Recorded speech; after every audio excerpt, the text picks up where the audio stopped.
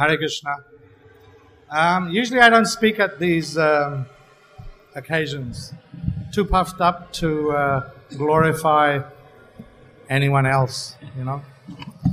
But they asked me to read Bhakti Charu Maharaj's offering, which I'll do. But before that, I thought I'd say one or two words. Today is the Vyasa Puja of Jayapataka Maharaj. And on Vyasa Pujas, what we generally do is we glorify the Acharya. Acharya, we hear from the advanced devotees that Acharya means someone who you follow. And generally we find that the real Acharyas are actually followers.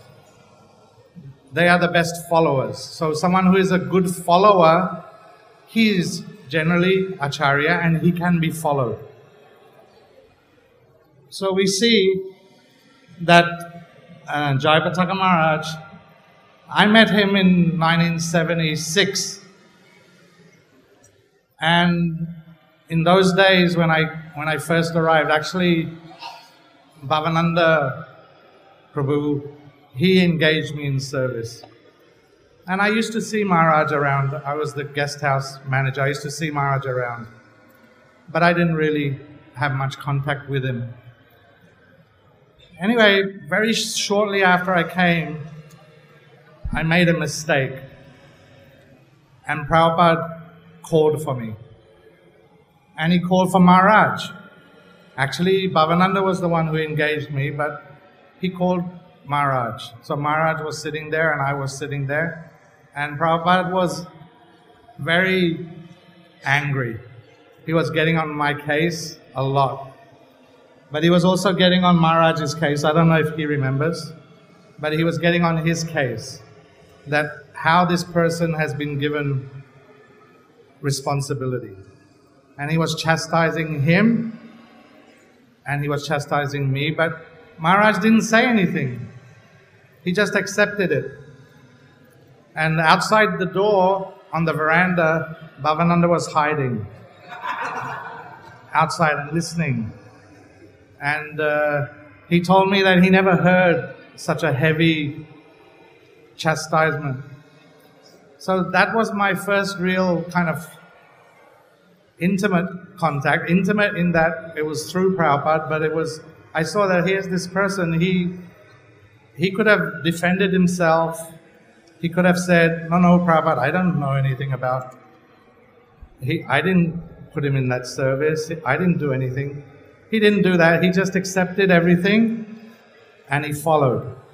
And we see that all these years, he's been following. What has he been following? He's been following the instructions of our spiritual master, Srila Prabhupada. And he's one of the best followers.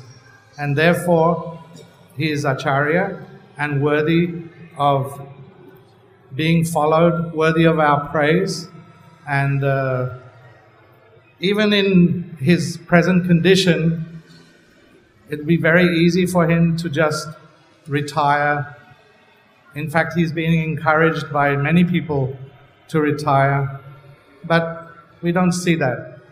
We see that he's just continuing with his preaching work, pushing on, and it's unbelievable, actually. It's unbelievable what he's doing. Still as sharp as ever, and you can't get anything past him. He's a wonderful devotee. Anyway, back to the real reason I'm here, and that's to read the offering to His Holiness Jayapataka Maharaj from His Holiness Bhakti Charu Swami. I was very fortunate to have a long and intimate association with His Holiness Jayapataka Swami Maharaj since I joined ISKCON. Undoubtedly, he is one of the most exemplary leaders of ISKCON today. With his sincerity, he is serving Srila Prabhupada with the sincerity he is serving Srila Prabhupada is extremely praiseworthy. As a matter of fact, ever since he met Srila Prabhupada, he offered himself completely to his service, and the way he is serving him today is a wonderful example for all of us. In the early days of Mayapur, there were not so many devotees. Therefore, we had the opportunity to have a very close relationship with each other. Although he was the leader of Mayapur, he was very humble and caring. Soon after I joined ISKCON in Mayapur, once I had a little disagreement with a devotee, and it so happened that at that time I had to go to my father's place to take care of some affairs. Jayapataka Maharaj was away from Mayapur at the time. So when he came back and got to know that, he immediately went to Calcutta to bring me back. Unfortunately, when he came to my house, I was not at home. I was visiting some friends to preach to them. When I came back at night, my father told me that one sannyasi named Jayapataka Swami came a few times looking for me. I felt so guilty that the next morning, very early, long before Mangalarti, I went to the Calcutta temple and met him. He was naturally very pleased to see me, and right after Mangalarti, we left for Mayapur. That incident made him so concerned about me that soon after I returned to Mayapur, when he was scheduled to go out on some preaching tour of North Bengal, he insisted that I also went along with him. I was naturally very excited to have this wonderful opportunity, and that was the first time I got the taste of book distribution. At the beginning, I was not so good at it. However, Jayapataka Maharaj painstakingly taught me how to convince people to take Srila Prabhupada's books. When Bhavananda Prabhu, a sannyasi and co-director of Mayapur with Jayapataka Maharaj at the time, took me to Srila Prabhupada and introduced me to his divine grace, Jayapataka Maharaj also was there, and he spoke very highly of me and my service attitude. That must have pleased Srila Prabhupada very much, and right there he gave me the service to translate his books into Bengali. In those days, we used to go to do many things together. We used to go to swim in the Ganga together. We used to take prasad together. We used to distribute books together, indulge in all kinds of Krishna-conscious games and sports together. He was so full of energy and enthusiasm. He was the best in whatever he did. He was our natural leader. When he was there, we knew that there was nothing to worry about.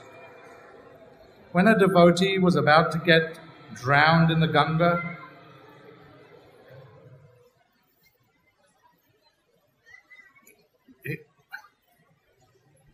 he saved him. The writing's wrong here. There's some words missing. Anyway, he says, when a devotee was about to get drowned in the Ganga, he saved him. When there was a threat of the dacoits attacking Mayapur, he was there in front of everyone to confront them. When there was a possibility of losing a wrestling bout with our opponents from some other temple, he was there to uphold the honor of Mayapur. And whenever a devotee had any spiritual difficulty, he was there to reassure him and enliven him. We always had him as an ideal leader.